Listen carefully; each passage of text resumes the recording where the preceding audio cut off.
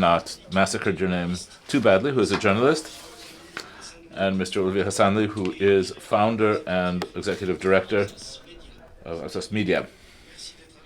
Thank you all very much for being here. Let me now give the floor to the chair of the Culture Committee, our dear colleague, Evgenia. Merci, Damien. Thank you, dear Damien. Thank you, colleagues. As the introductory memorandum of Ms. Bardell's report reminds us, the Parliamentary Assembly was the first body of the Council of Europe to deal with the systematic problem of persecutions of journalists and restrictions on media freedom in Azerbaijan. In this respect, the Cultural Committee plays an important role, including through the work of our General Rapporteur on media freedom. Our reports on media freedom and texts adopted on the basis pay attention to key issues concerning media freedom in Azerbaijan. For example, Resolution 2317 on threats to media freedom and journalist security in Europe stated that in this country, the present hostile environment seriously curtails media freedom with misuse of the criminal law and other pressures on independent journalism. Our Assembly is well aware of the links between the repressive actions of the authorities towards journalists and their consequences, which are climate of violence, of fear and self-censorship for journalists and bloggers who express independent views.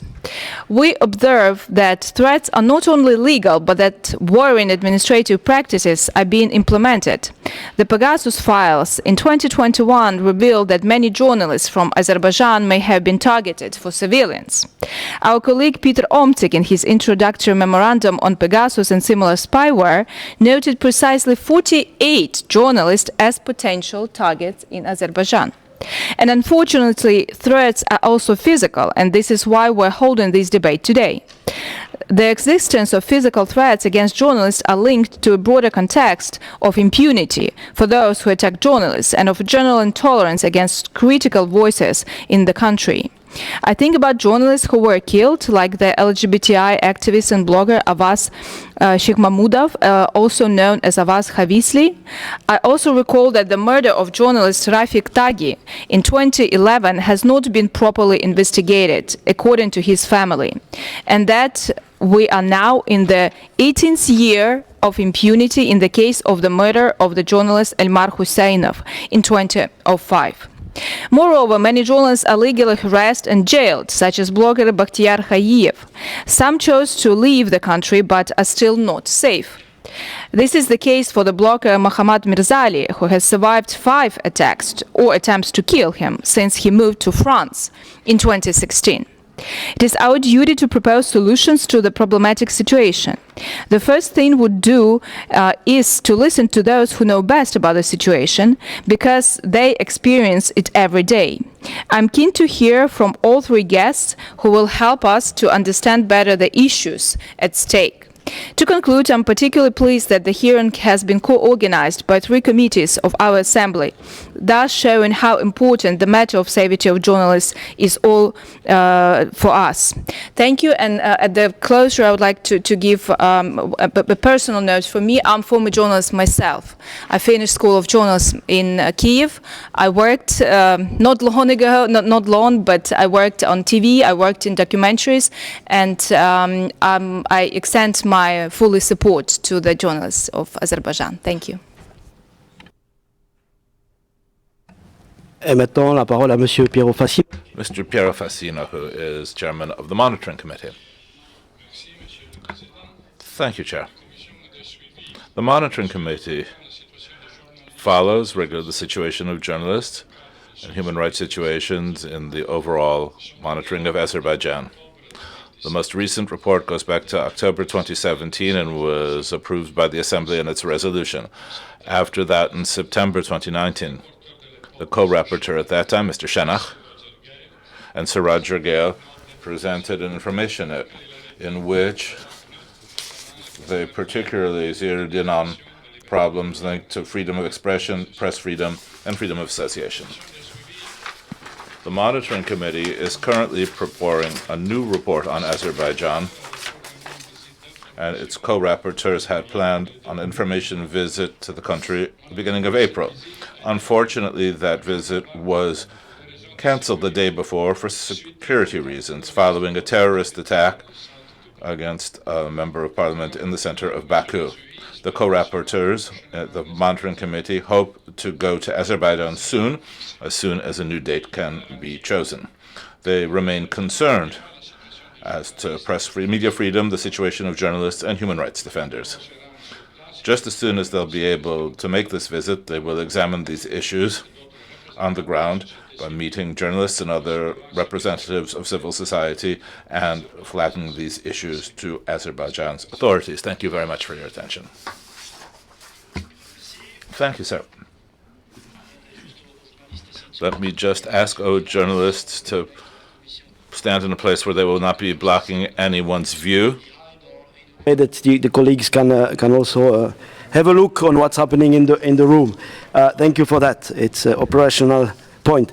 Dear colleagues, our colleague, the rapporteur of the Legal Affairs Committee, Anna Bardell, expresses her sincere apologies that she is now unable to attend today's meeting due to the important vote that took place yesterday evening in the House of Commons on the illegal migration bill. It was last night, and she flew back to the UK yesterday in order to be able to attend this important vote. That's why she is not here today. She has been in contact with several of you earlier this week in respect to this file, and she remains actively seized of the issues, and she will be very interested to hear what is said today by our guests and also the discussion that will take place in our meeting. The motion for resolution tabled on the 2nd of May 2020 expressed concern at the growing level of violence. It has been mentioned by Jeanne, violence, intolerance and threats against Azerbaijani journalists, bloggers and human rights activists. It quoted recent cases of violence against renowned blogger and activist Bakhtiar Aivev and the tragic murder of the well-known LGBTI activist and blogger Avaz Hafizli. The motion, in particular, highlighted the need for improved protection for journalists and human rights defenders from violence and from the threat of violence. Mrs. Bardell was appointed rapporteur of the Legal Affairs Committee on the 11th of October 2022. Her introductory memorandum that you find in the documentation for today set out some of the most high-profile recent cases relating to journalists, bloggers, human rights activists. Such cases can be illustrative of the sorts of type of threats that people may face, as well as the sort of actions taken by the authorities, both to protect individuals as well as to take relevant investigative work following an incident. Relevant considerations include the sorts of positive steps that are required to ensure the safety of journalists and human rights defenders, as well as the steps required to ensure there is no impunity for any violence. The wider situation affecting the freedom of the press and human rights defenders can be relevant to the level of threats to the safety of journalists and human rights defenders. It is therefore important for our societies to create a climate in which pluralism and tolerance are encouraged. This should help to send a clear signal that efforts at repression, whether coming from public or from private actors, will not be tolerated.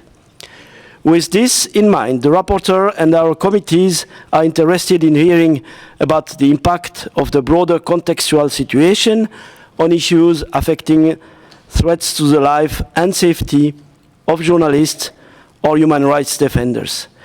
I'm therefore pleased to give the floor to our guests. I already presented them today, and we will start with Mrs. Jeanne Cavelier from Reporters Without Borders. Madame, vous avez la parole. You have the floor, madam. Thank you very much. Thank you all for your invitation. And thanks to the rapporteur for this very complete note on security problems and threats against journalists and bloggers' lives in Azerbaijan.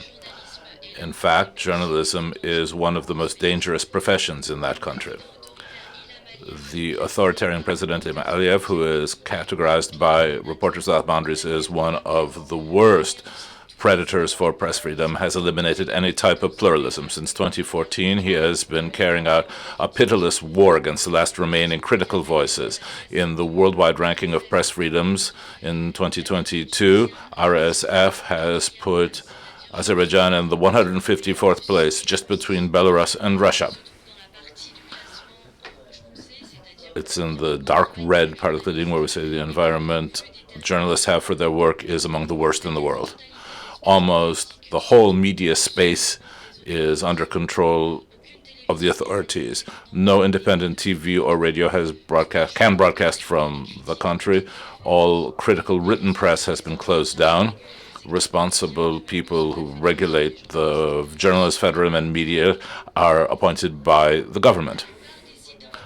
Most information sites, like Aslan, for instance, are a target for state censorship and are based abroad. Pro-government media are used by the authorities to sully the reputations of journalists and bloggers who are independent. Legislation on media has become ever more repressive in the last 20 years. The law on media ratified by Ilham Aliyev last year seriously harms press freedoms, violates both Article 50 of the Constitution of Azerbaijan concerning the freedom of information and Article 10 of the European Charter of Human Rights on freedom of expression. Azeri authorities declared that the new law would, I quote, be for media development. Where are we a year later? The Media Development Agency created by Ilham Aliyev has refused to have about 40 organs, including online provincial media things, and journalists be registered. They have the personal data of everyone who is registered or has wished to register, and these people are therefore exposed to additional risks in a country which is controlled by an authoritarian president. Moreover, during discussions on the law, the agency affirmed that this registration would not be obligatory. Moreover, on July 6 last year, the director of the agency declared to the press that media did have an obligation to register in the next 6 months, failing which they would be prosecuted. How can we possibly trust such authorities? This law is an additional threat to the press and a bad answer to journalists' needs in Azerbaijan. Media need more freedom of expression, more independence, and not excessive regulation. Should there be threats of blackmail or corruption, journalists are thrown into jail on absurd pretexts, including being a threat to national security. This is the case of Palan Aslanov, who is editor-in-chief of the Zieberman and Presses information sites. He was investigating an extortion case involving state security services when he was arrested in June 2019. Palan Aslanov was sentenced on November 6, 2019 to 16 years imprisonment for high treason on the basis of forged evidence. His case was examined by an appeal court. He undertook several hunger strikes, risking his life simply to have his rights respected. He is still under serious psychological pressure in prison. People are trying to stop him from practicing his religion, to force him to fight with other prisoners. And in spite of all this physical pain and fragile health that has been still worsened by his imprisonment conditions, he is not receiving any medical treatment. The authorities are ever more stubborn in their treatment of him. And there are many other examples that the rapporteur has set out in her report. Other contributors as well have shown the extremely determined stance of the authorities in their treatment of journalists. No authority, no policeman has been sentenced in Azerbaijan for more than 30 years for having struck a journalist or a blogger. The regime is still threatening the rare journalists and bloggers who refuse to self-censor themselves inside the country, but also those who are working from their homes in exile.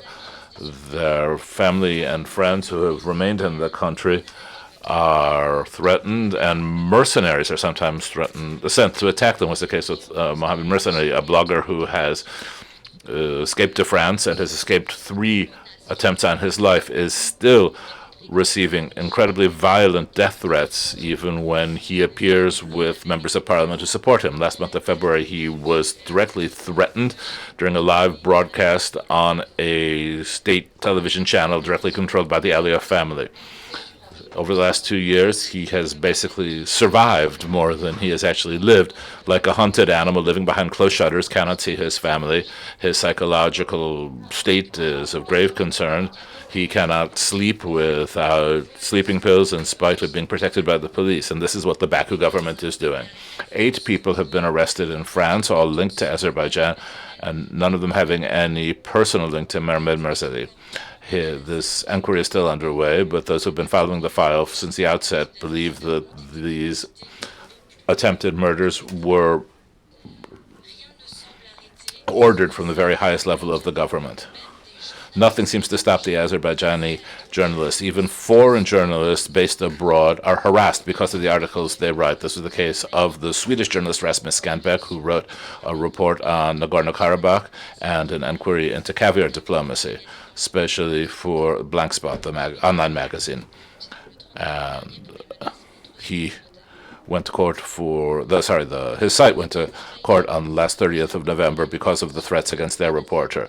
We want to have an immediate liberation of Paula Aksanov, and Baku must accept an immediate return without any restrictions or limitations on the activity of foreign journalists in Azerbaijan, and authorize access to Azerbaijani journalists to foreign sources when necessary. The new law on media should respect the Constitution and the Declaration of Human Rights and promote other forms of self-regulation. In the Council of Europe, we will recall that the Council of Europe's statutes, the London Treaty, says in its Article 3 that all members recognize the principle of preeminence of law, saying that any person under their jurisdiction should have basic human rights and liberties. As we have seen, there is no doubt whatsoever that Azerbaijan does not in any way respect the Council of Europe standards in terms of the rule of law and basic human rights, and this in spite of repeated warnings from independent experts, both local and institutional or non-governmental, as well as very many rulings from the European Court of Human Rights, which have been handed down against them over the last 20 years. Facing this lack of diligence, the treaty gives us different possibilities the Council of Europe may grasp, which are enumerated in Article 8. Any member who gravely infringes Article 3, I quote, can be suspended from their right of representation. Therefore, Reporters Without Boundaries asks solemnly of this Assembly and more generally the Council of Europe's members to firmly condemn intimidation and repression which journalists and media workers suffer in Azerbaijan.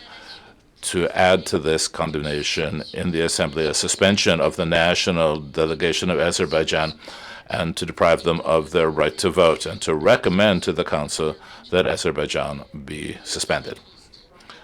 From the Council of Ministers to open up a monitoring procedure so that violations of the Convention may finally be addressed, as have been denounced by RSF and many others, and largely observed by the European Court of Human Rights. Procedure at the end of which the suspension of Azerbaijan's right of representation or even its exclusion should be clearly envisaged if there is not progress made. Thank you very much for your attention. Thank you, Madam, for those very clear words and those proposals. We will see what the Assembly decides to do. There are also procedural issues which this puts on the table, but thank you very much for the information that you have given us on the situation, which is of grave concern. Let me now give the floor to our next speaker, Ms. Cavelier, who has 8 minutes, so that she can have enough time. Time for questions.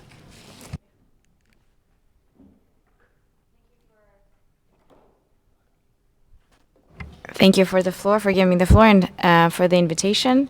I would like to start this intervention by asking a very simple question. Why should you care? Why should anyone care? In fact, it's a question I often ask myself when it comes to the situation with press freedom in Azerbaijan. After all, Azerbaijan's dismal press freedom record isn't new.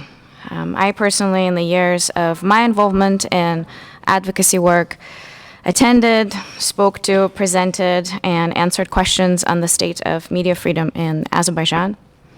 This intervention likely won't tell you anything new, but it may remind you that a member state of the Council of Europe continues to target independent voices, just as it has been since joining this institution, and hasn't changed. The environment of impunity has gotten worse. The country's track record on freedom of the media continues to decline, as explained and presented by Jeanne. And the state's treatment of remaining independent media has reached a new low when recently introduced bill on the media is a good example to that. As RSF describes the situation with regard to press freedom in Azerbaijan, President Ilham Aliyev has wiped out any semblance of pluralism, and since 2014 has sought ruthlessly to silence any remaining critics. As such, when we speak of threats to life and safety of journalists in Azerbaijan, we shouldn't simply look at cases where this has certainly been the case, but understand that these threats to life and safety are taking place in an environment where independent journalism is systematically viewed as a threat. As a result, its proponents are considered internal targets, and as such, their silencing takes place not only in the total state of impunity, but also through a broader set of actions and measures introduced by the state actors or those affiliated with it. Allow me to also say this. As a journalist, my job isn't to be here or do advocacy for press freedom in Azerbaijan. I'm not activist. As a journalist, my job is to assess, analyze, investigate, fact-check, and provide accurate news stories, reporting about the country. And yet, here I am today, addressing you, and trying to explain how a member of this institution continues to silence independent voices at home, all the while in meetings with you and in documents it signs. It commits itself to ensuring democracy, plurality of voices, opinions, and freedoms.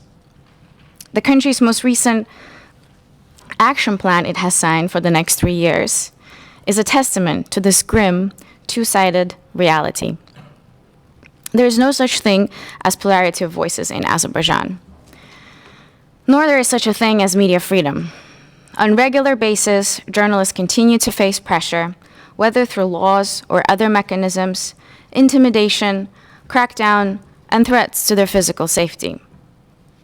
These pressures and crackdown not only stay within the physical, geographical borders of the country, but extend beyond as well.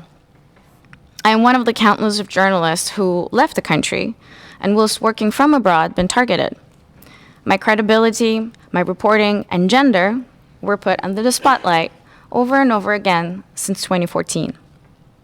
I've been the target of false reporting, of harassment, of intimidation. I have been humiliated by state-affiliated journalists and media, as well as its officials. Yet, I still consider myself lucky. I've not been arrested, and although I have received death threats, I have not been physically attacked, yet. This is, however, not the case for blogger Mehmet Mirzali that you've already heard of, who escaped Azerbaijan, relocated to France. In June, French police arrested the suspect, believed to have been sent to kill Mirzali. This was a third attempt by Mirza's own count. Not only his life was under the threat, but his family was targeted too.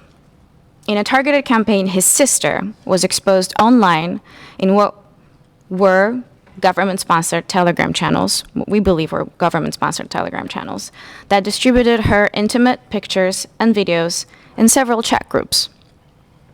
Exposing private life of women in Azerbaijan, although may not qualify as a threat to life, can lead to the person targeted committing a suicide or explore other ways of self-harm, because the impact of such targeting in a traditionally Muslim, patriarchal society like Azerbaijan is equal to a death sentence. Mirzali's sister was not the first nor the last woman to be exposed in such a way. Scores of women activists, rights defenders, and journalists have been targeted in similar campaigns aimed to cause reputational damage, humiliation, and weaken the credibility of the person targeted. In cases where family members of high-profile public personas have been targeted in such a way, the goal has also been the same. While in France, police was able to track and arrest the suspects behind Mirzali's attack, in Azerbaijan, the institution that should engage in protection of its citizens, investigate, and bring perpetrators of the crimes committed against journalists rarely does so in practice, especially in cases where the life of a journalist is on the line. We've seen this pattern of behavior over and over again. This is what happened to journalist Aytan Mammadova, who, while covering a high-profile case of a murder in the city of Ganja, was accosted in an elevator of her own home with a knife to her throat by a suspect who, almost a year since this incident has taken place, is still at large. If, however, we take this incident in the broader context of past attacks against journalists, which, unlike Mammadova's, were fatal, and the so-called investigations that have lasted years, and where little to no progress has been made, it is not at all surprising that the man who threatened Mammadova is still at large. And even in cases where perpetrators of a crime were arrested, the sentence handed to them was not the result of the country's commitment to a fair trial or promises its officials deliver in action plans and in meetings abroad, or due to the country's excellent track record of fair judiciary process, which, let me clarify, does not exist, but purely the consequence of international pressure and the hard work of the civic community on the ground that repeatedly called for justice throughout the investigation and the trial. This has been the case with queer journalists that you've also already heard about, and activist Avropa, who was brutally murdered by his relative due to his sexual orientation. Had it not been for the work of his friends calling on the courts to issue a fair judgment, the chances of the perpetrator of getting away with a much lighter sentence, and possibly without a sentence at all, were rather high. Hafizi may not have been an award-winning investigative reporter covering rampant corruption in the country, but he was a journalist nevertheless.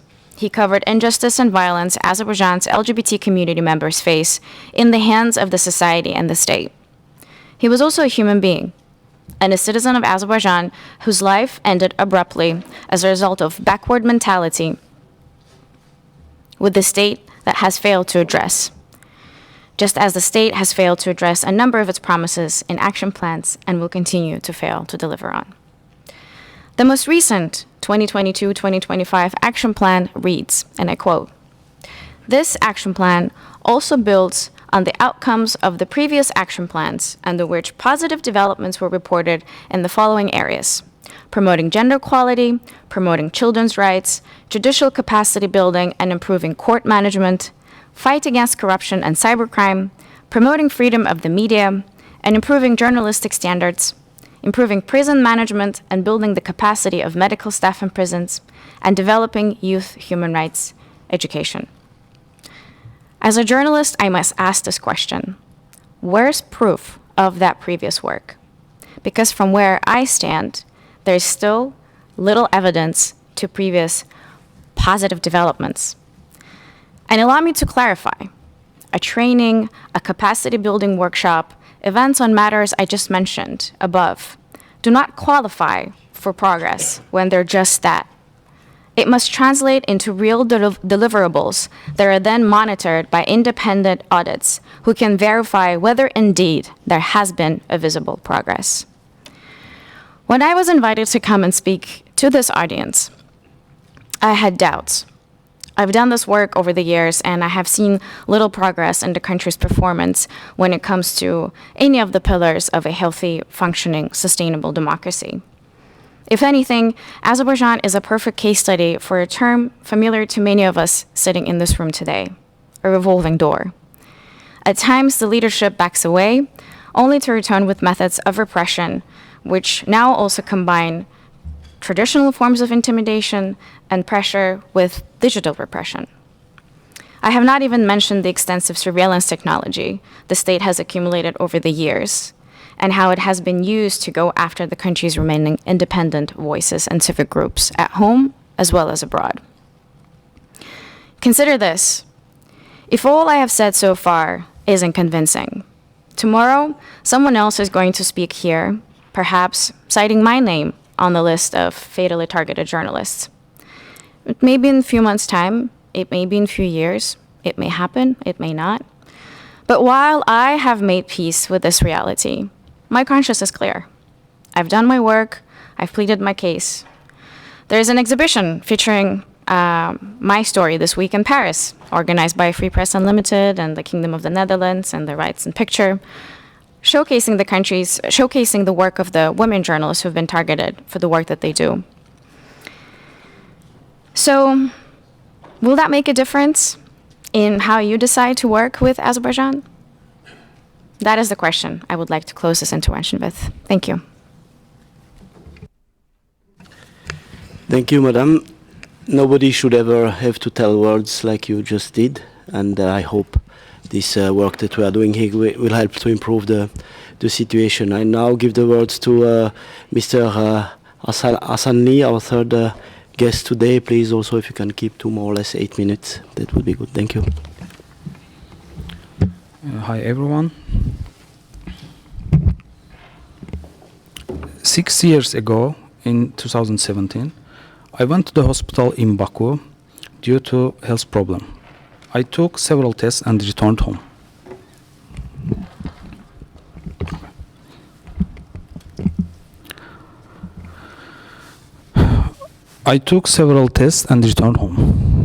When I was called to the hospital for the result of the test, I was arrested and taken to the multiple unknown police stations.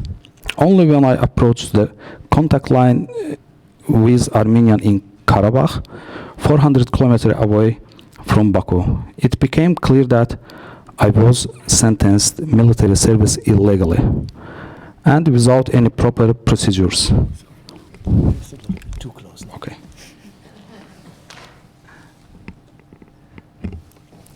I had health issues. I was unfit for service. But our government sent me to the military service for 1 year in Karabakh to live and serve in the cold and harsh mountain climate because of my journalistic activities. During this time, I couldn't continue my role as editor-in-chief of AbzasMedia.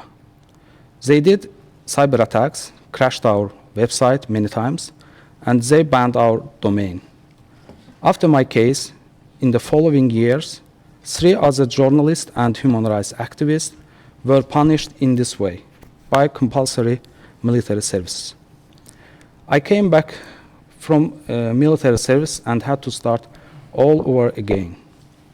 It was as if all the work I had done in the previous years had been completely wasted. Everyone sitting here probably has the peace of mind that their privacy is guaranteed. But journalists and human rights activists in Azerbaijan are deprived of this internal comfort because state institutions have been filming their intimate lives through hidden cameras for years and broadcasting them on the television and social networks.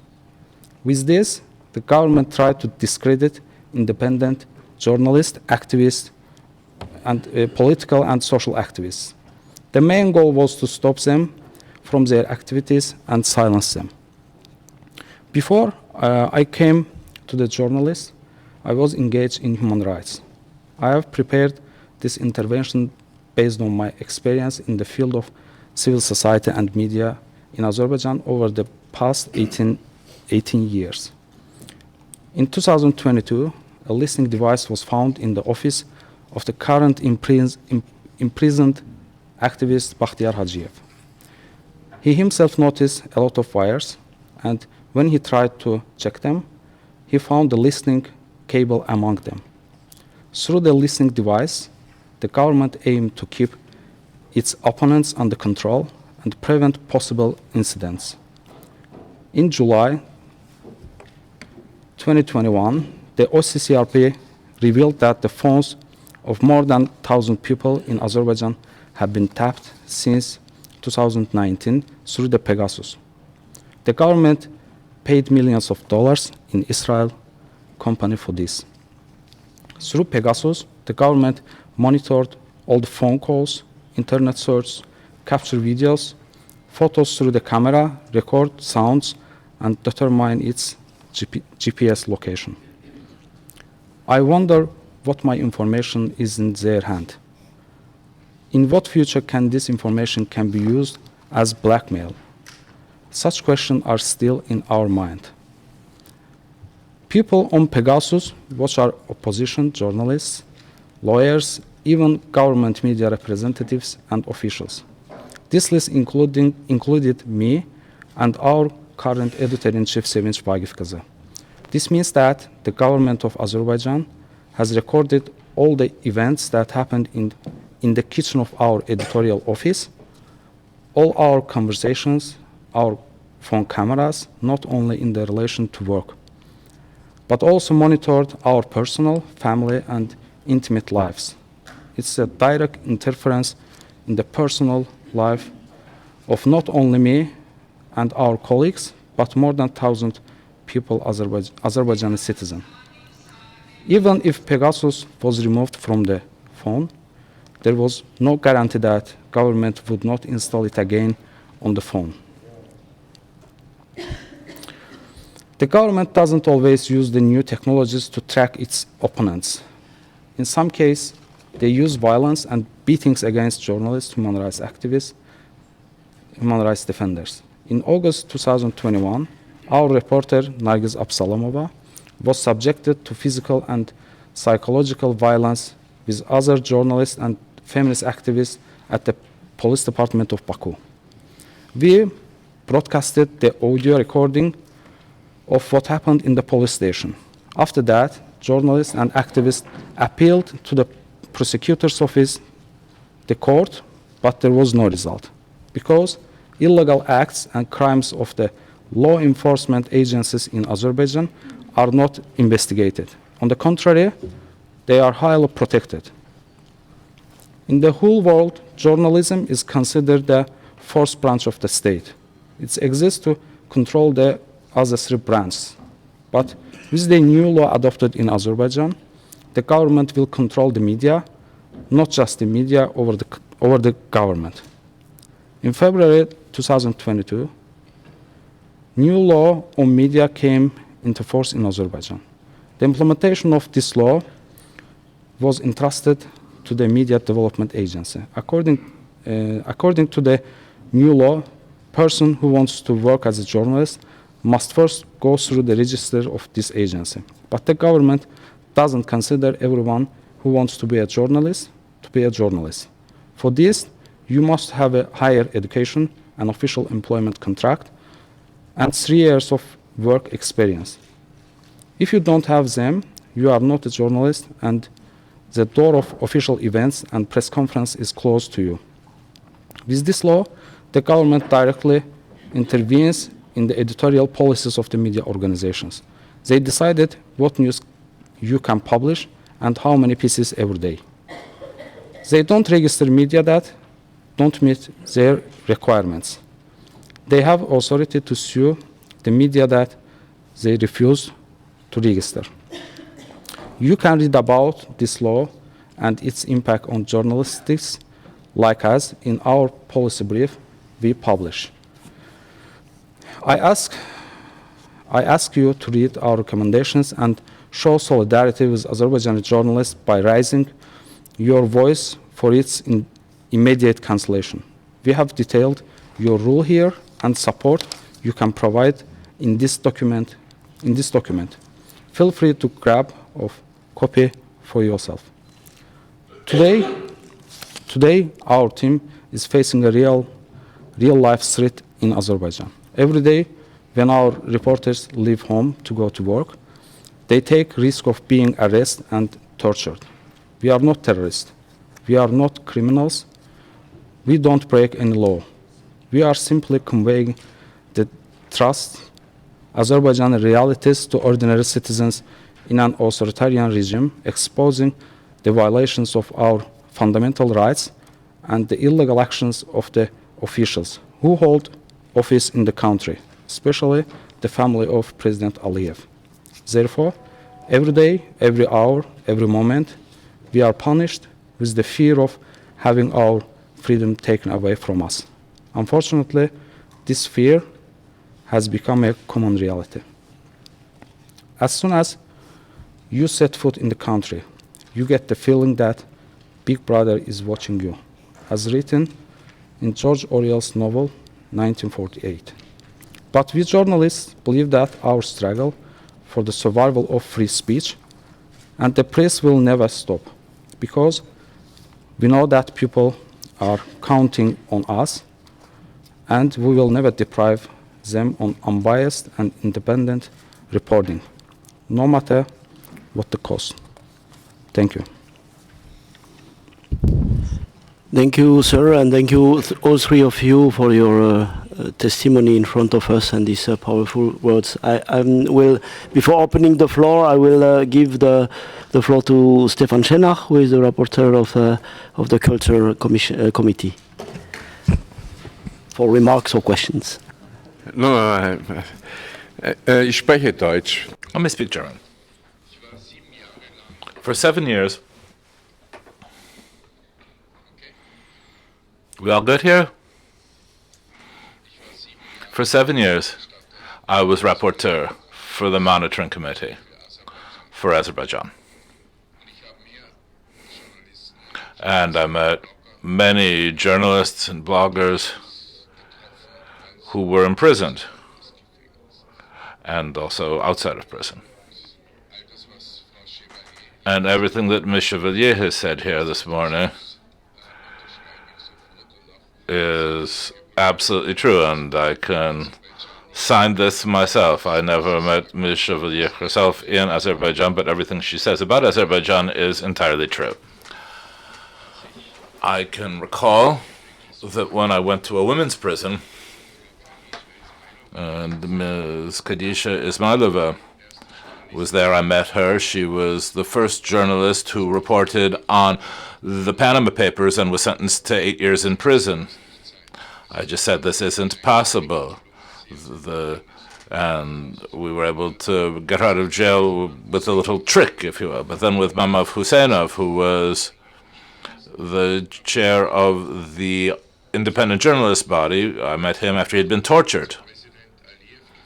And I went to meet President Aliyev, and I said, this young man is under my personal protection as a rapporteur. And if this doesn't stop, then we're going to have him described as not just a political prisoner, but as someone being tortured. And the result of that was that Mehmet Senglus was imprisoned for 2 years, and I visited him every year, also to show that no one is forgotten.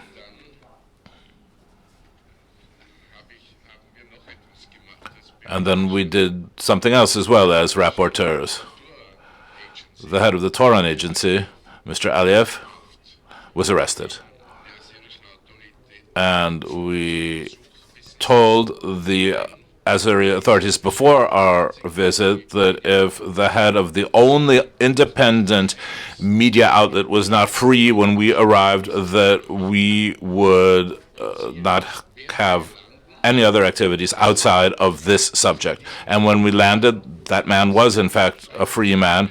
And then every time we visited, and we went up to 3 times a year to Baku, we always went to the Turan agency and met with journalists there, if only to show clearly the symbol that Europe and the Council of Europe stands firmly behind this single independent media outlet, and so on and so forth. I would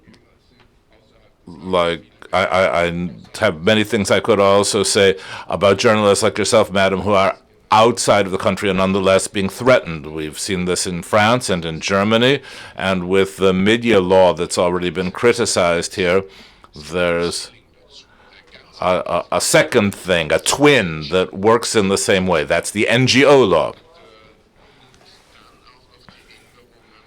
And the changes that have been made to the bar law for lawyers, where we say, okay, the government now says who is a human rights lawyer and who is not. And that's simply not possible. As a roadmap, we have always had this idea, but this is unbearable, as we have seen here in this meeting. Ms. Geybullayeva,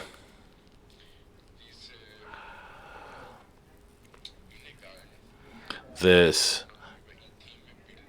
illegal taking up of private pictures, especially with female journalists, is also completely unacceptable.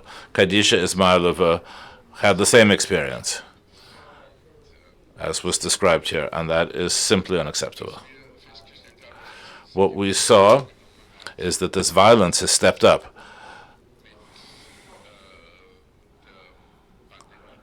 During the pandemic. And whenever you have a war anywhere, things get even worse.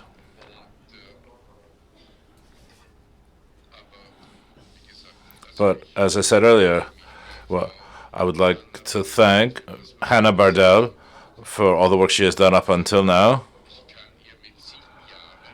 And I can put my 7 years of experience entirely at her disposal. There's one prison in particular which we call Hell on Earth, where I met 3 people who had been described as political prisoners by the Council of Europe in 2006 and then promptly forgotten about. Let me just mention in passing. And so this means, dear Ms. Cavelier, I understand what you're saying. And everything that you have told us today has only been possible because we were able to work here with our colleagues from Azerbaijan. And that humanizing penal law is something that was made possible over the last 7 years by having discussions with President Aliyev. And certain things have been decriminalized as a result. Of course, you're right that the media situation and safety of journalists is particularly dreadful. But nonetheless, our monitoring process should not be broken off. Rather, this dialogue and this step-by-step method of improving things should not be broken off. So suspending Azerbaijan from the Council of Europe would be an end to this dialogue and an end to such measures as we have been able to bring about. The previous Secretary General threatened that as long as Ilgar Mammadov was not liberated, Azerbaijan would not have the right to vote in the Council of Ministers, and he would apply the paragraph we have been talking about. And then Ilgar Mammadov was suddenly freed, and that would not have happened if we had not had this forum for cooperation in which Azerbaijan is a member here in the Council of Europe. So I put this on the table for you to think about. Obviously, I understand you, Ms. Cavelier. I understand what you're talking about. Often when I was in Baku, I said, what should I do here? Can I just pull my hair out in large handfuls? Why are we not managing to do some minimum of things? And we're thinking about the discussions of the NGO law. And we said, why are you so frightened of NGOs? I'm sorry. Vielen Dank. Thank you. A few minutes for the discussion, I'm afraid, but we will still have a discussion. I'm opening the floor. Please make short statements or just ask questions because of the time. We start with Mr. Eftasiou and then Mr. Gadirli and Mr. Jensen. Konstantinos. Thank you, Mr. Chair. I have been in Azerbaijan. I have spoken with a lot of people there, human rights defenders, people who suffered in prison, Mr. Mamadov, whose case was before the European Court of Human Rights. I think that the problem in Azerbaijan is what we have said today, it is said today, that there is the environment of impunity. And the experience we had with Article 46, paragraph 4, was is a lighthouse in this gloomy area. I think that the impunity must end. And as we have discussed yesterday also in the implementation of judgments of European Court regarding the Kavala case, I think it's time for us not to express our solidarity verbally, but we have to take measures, concrete measures against Azerbaijan, against the government of Azerbaijan, not the people of Azerbaijan, because the ones who suffer are firstly the people of Azerbaijan. So I think that it's time for us to consider very carefully and very seriously that the only way we have is the Article 46 and paragraph 4 of the Convention, and to deal with these cases which are unacceptable, totally unacceptable. Thank you. Thank you, Konstantinos. Mr. Gadirli. Thank you, Mr. Am I heard? Yeah, it's okay. Thank you, Mr. Chairman. I also thank the friends whom I haven't seen for quite some times. I am especially grateful to Mr. Shenach for the comments he made because he has a valid point, and he did a great job as a rapporteur during all these years, be it Ilgar Mamadov's case, which has already been mentioned, or Hadij Ismailova case, or many other cases. And he is absolutely right. There is sometimes a positive effect of such dialogues or even confidential conversations. And as an oppositional representative of our delegation, I also disagree with the suggestion that the voting rights of our delegation should be suspended, because that is how you're going to punish me myself as well. And I don't want to take that responsibility, because I think this is an opportunity for Azerbaijan, for Azerbaijani opposition to be heard in the Council of Europe. I don't know, for many of you has been around for many years. I'm not going to make myself a positive example, but still, I never hesitated to criticize the government or on human rights issues, or just yesterday, perhaps, also. So, and I always admit the wrongs that and the human rights violations that we have in Azerbaijan when it is discussed, you know me. So, suspension would be a highly inadequate measure. So I completely disagree with that suggestion. As for the media situation, yes, it is deteriorating.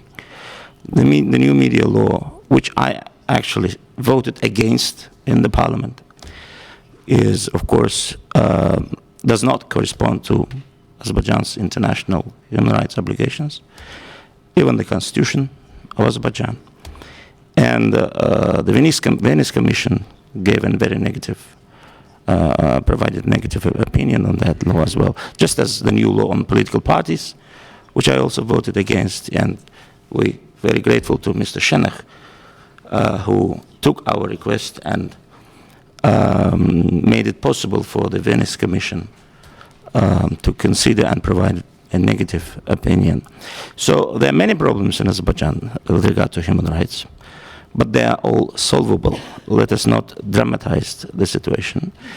And we should work together.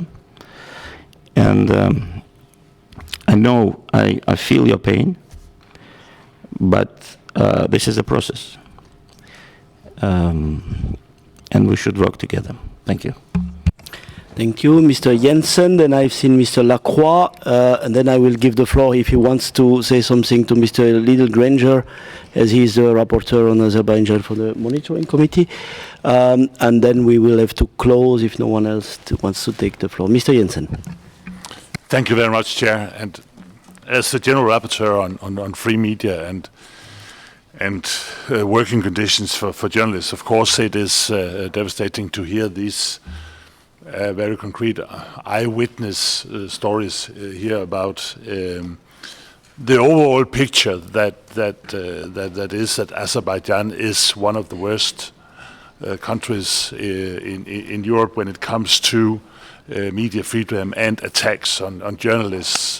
Just the numbers for 21, there were 215 attacks, and it just adds to the stories told here today. And we, of course, I'm preparing my report for the status on media freedom in Europe, and of course the Azerbaijani case will be a part of that, and it just emphasize that we have to put the strongest possible pressure on the government. We can do that, of course, through our work in the Assembly, but I also just want to note that the Community of Ministers of the Council of Europe adopted an action plan for Azerbaijan in 22 running to 25, and we should, of course, use that also to press the Council of Ministers to react, especially on this item. So I'm looking forward to continue my cooperation with the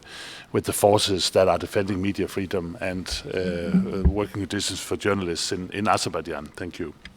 Thank you, Mr. Lacroix. Merci, Monsieur. Thank you, Chair. I'm going to be speaking French.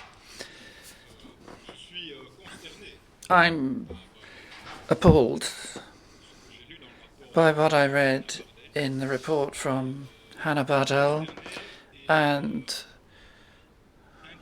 appalled and indignant and very angry, having heard the testimony provided to us in this room.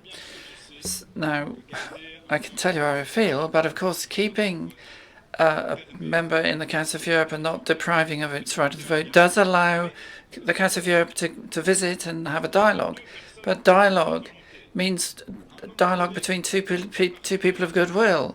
But there comes a point in time when you have a partner that doesn't change anything or doesn't do anything, or only does lip service, then you can no longer talk about dialogue. So are we really talking about dialogue? We've had these cases of attacks that Morgan's referred to. I have reported on LGBTI people in the Caucasus, and it's absolutely appalling what's been done against the LGBT community in Azerbaijan. Has all this improved their fate? No, because we've heard that an LGBT blogger was murdered for being a blogger, but with also the hate speech element against that blogger because it was an LGBT person. And that should be held against Azerbaijan as an aggravating circumstance. And there is a situation where the leopard never changes its spots, and that's the impression I have with Azerbaijan and the role of our institution. So I'm extremely angry about this impotence. If we are to take Hannah Bardell's report, where she lists all the resolutions of the Parliamentary Assembly and all the statements and actions of the Commission of Officers, the Court of Human Rights, the OSCE and the UN, everybody is saying what we're hearing today. And what are we doing? Well, we'll go on continuing this dialogue and continuing visiting the country. I'd like to know how many cases have redounded to more rights in Azerbaijan thanks to our action. It's not just marginal improvements, but major victories. How many? Now, I don't know how this is possible, but when we've heard everything we've heard, and when you read Hannah Bardell's report and all the other reports, and we see that the Subcommittee on Human Rights, of our Parliamentary Assembly is chaired by Mr. Kamil Jafarov of Azerbaijan, I have to wonder how that is possible. How can you still be credible? To be honest, I think we also need to ask ourselves questions in our assembly and our institution. Even if I know designations are made on the basis of political agreements and relations and trade-offs, and there are certain posts for certain groups, but dear colleagues, isn't there a warning that has to be expressed at some point? I'm stupefied, angry and indignant, and I'd like to commend all of those who are fighting, Stefan, all the colleagues who've gone to Azerbaijan, and of course all of these journalists and people from civil society who are still in the country. And when they flee, they're still threatened. We saw it with the blogger in France.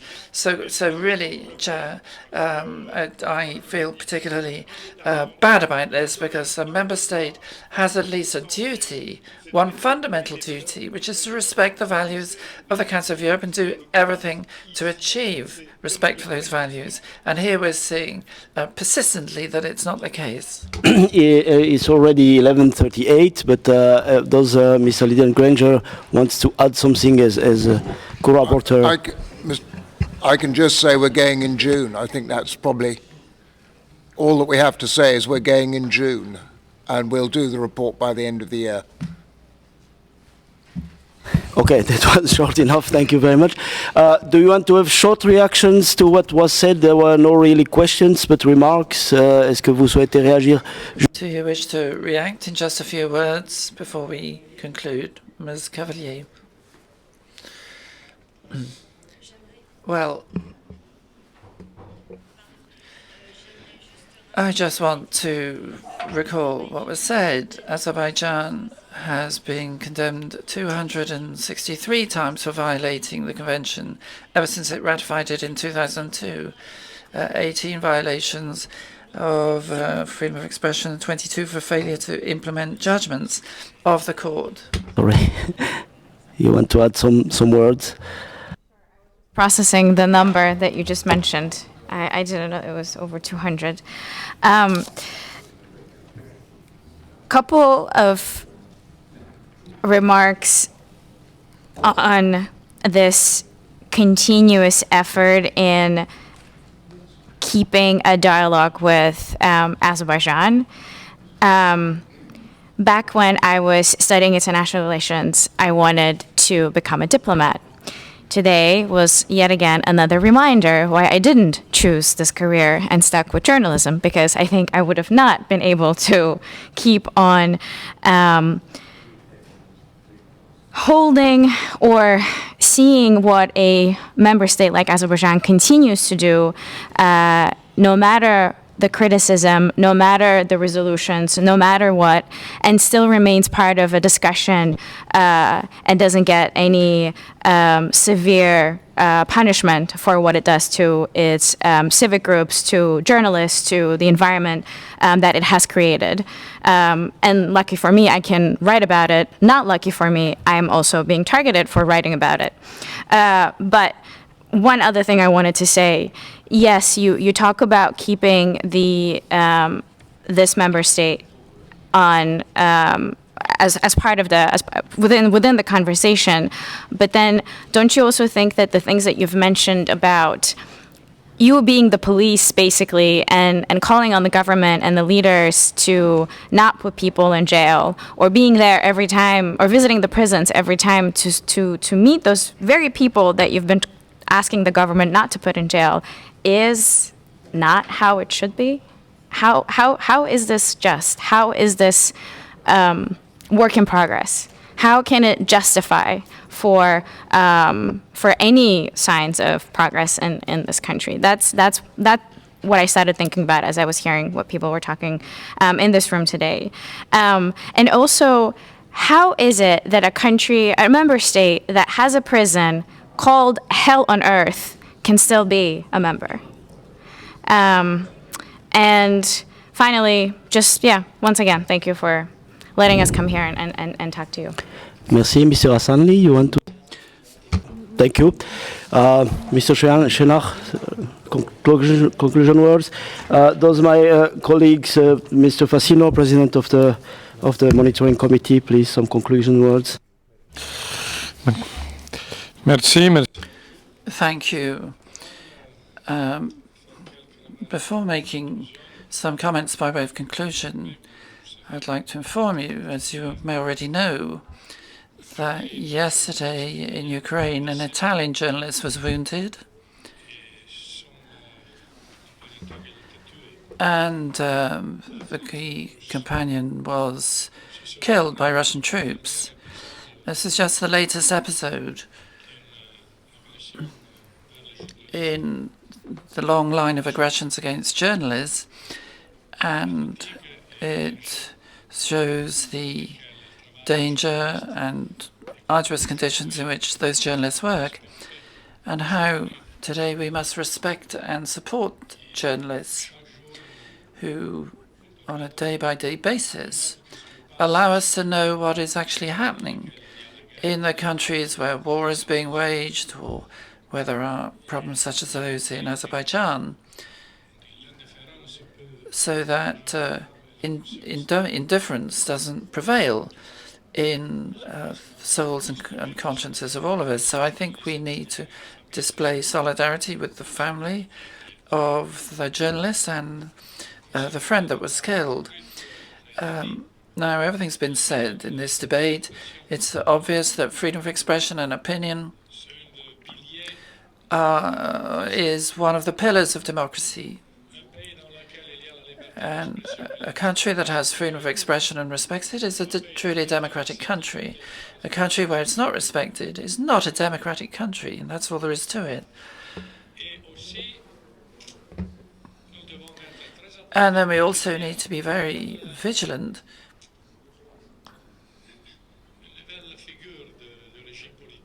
so that we don't have a new type of political regime. For a long time, we've been used to seeing a country and saying it's either a democracy or it's a dictatorship. Today, there's a third way, which Putin defined as a liberal democracy, a form of controlled democracy, which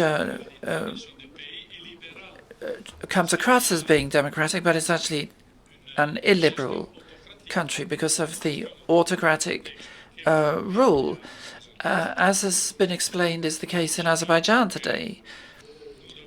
So I think we need to continue our commitment alongside all of those who are working in the NGOs and in the media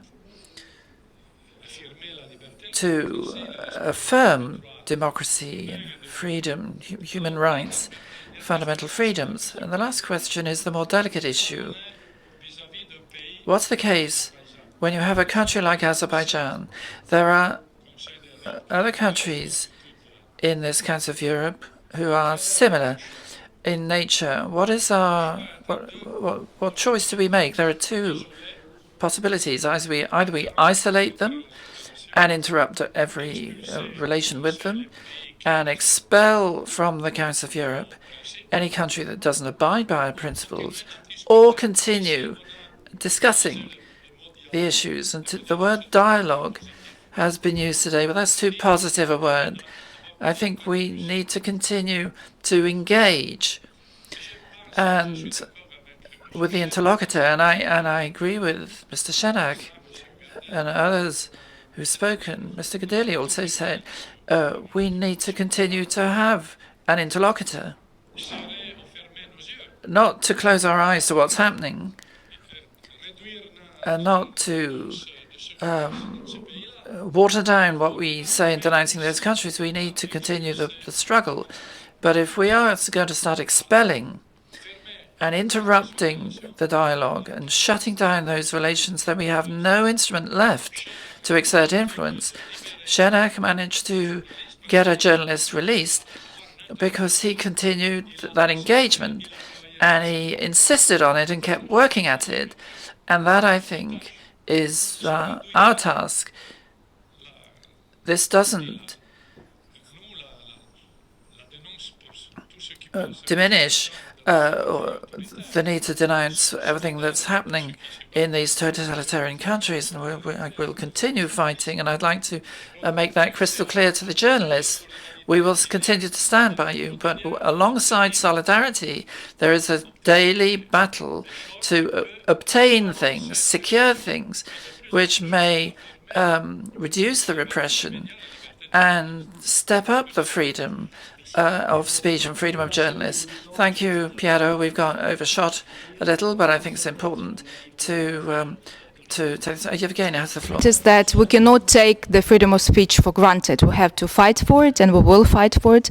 And the last one, it would be good to have the interlocutor that would at least come to the meetings. Thank you. Thank you. This will conclude our meeting. The monitoring committee will be sitting here immediately in camera. Thus, I ask all people who are not members of the monitoring committee to leave quickly the room. Please make the discussion outside because we have to start this next meeting. And the subcommittees of